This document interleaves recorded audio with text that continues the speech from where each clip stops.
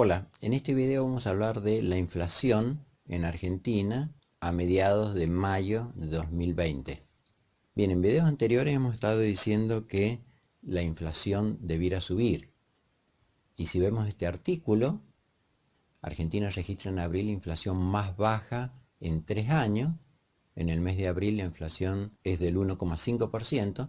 Esto pareciera contradecir lo que estamos diciendo en videos anteriores, que la inflación va a subir. Es decir, aquí vemos que la inflación en marzo había sido 3,3 y ahora baja a menos de la mitad. Y en el mismo artículo dice, la desaceleración de la inflación responde en primer lugar a la parálisis de la economía. Pero si analizamos no esta inflación, sino lo más relevante, que es el rubro alimentos, y es lo que más le importa a la gente de pocos recursos, la variación es del 3,2%. Más del doble. Sin embargo, esto es apenas un estornudo. Lo que hay que hacer para entender el tema de la inflación es ir a las causalidades, que es lo que hace que el tema de la inflación sea muy complejo. Entonces vamos a analizar un poquito este tema de causalidades. Ahora el dólar blue, el dólar del mercado negro, está subiendo muchísimo, está en torno de 130 pesos. ¿Y qué es lo que ocurre cuando este dólar blue sube? Lo arrastra, lo tira al dólar oficial por un lado, está en el orden de los 68, vamos a poner 70 para fijar idea, y del dólar turista, que está en torno de los 90. Entonces, cuando este dólar se mueve, estos dos se van a mover tarde o temprano. Y como los exportadores saben que este se va a mover, que el dólar oficial se va a mover, entonces lo que ocurre es que aumentan las expectativas de aumento del dólar oficial. Y cuando esto ocurre, los exportadores dicen, yo no voy a traer los dólares ahora a la Argentina porque este dólar va a subir, voy a esperar lo más que pueda. ¿Y eso qué significa? Que se detiene el ingreso de dólares, baja la oferta de dólares y por lo tanto esto hace que suba el dólar. Esto pone presión en el precio del dólar hacia el alta. Y ahora hay una pescadilla que se muerde la cola. Esto se retroalimenta porque esto va a hacer subir el dólar y cuando suba este dólar, suben los otros y esto hace que todos los dólares vayan a aumentar. Eso por un lado. Por otro lado, se está imprimiendo mucho dinero y ya hemos visto en videos anteriores, que se los dejo en la descripción, que esto lo que causa es que aumentan las expectativas de inflación. Acá teníamos las expectativas sobre el precio del dólar, acá tenemos las expectativas sobre la inflación. Y cuando suben las expectativas de inflación, los formadores de precios saben que la inflación va a subir, por lo tanto aumentan los precios y eso se convierte en aumento real de la inflación. Y por otro lado, cuando hay expectativas de inflación, la gente quiere salir de los pesos y tenemos lo que hemos visto ya también en videos anteriores, que los dejo en la descripción, huida del dinero o caída de la demanda de dinero. Y esta caída de la demanda de dinero, vimos en videos anteriores que produce inflación incluso aunque no hubiera emisión monetaria. Pero acá tenemos otra pescadilla que se muerde la cola. Porque cuando aumenta la inflación, este aumento de inflación hace que la gente quiera irse de los pesos. Porque cada vez valen menos. Entonces hay otra retroalimentación. Y esto va a causar en los bancos 3 efectos que van a poner presión sobre el dólar y sobre la inflación. Uno, como hay huida del dinero,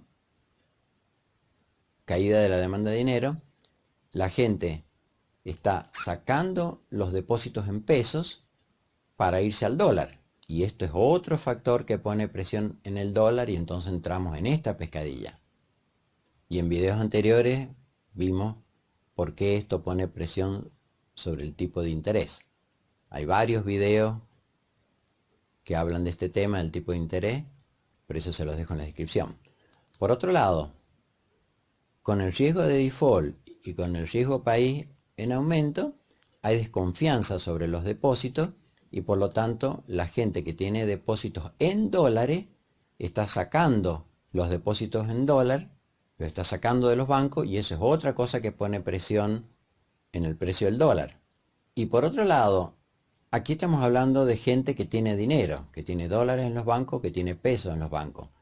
Pero incluso la gente de pocos recursos también va a poner presión en el precio del dólar. ¿Por qué? Porque debido a que esta diferencia ya es muy grande entre el dólar turista y el dólar blue, la gente que tiene el sueldo en el banco dice, yo puedo comprar hasta 200 dólares a este precio, al dólar turista, de aproximadamente 90. Entonces yo compro estos dólares a 90, los saco del banco, me voy a la calle y los vendo a un precio más alto. Entonces gano esta diferencia. Y por lo tanto, esto hace que sigan saliendo dólares de los bancos y esto es otra cosa que pone presión en el precio del dólar. Entonces, este dólar que antes estaba quietito, planchado, y era un ancla inflacionaria, ahora la olla se ha destapado, se ha empezado a disparar este dólar y se van a disparar todos, que es lo que veníamos diciendo en videos anteriores. Ahora lo que está en estos momentos con la olla tapada es la inflación, que está en 1,5%, pero está con la olla tapada.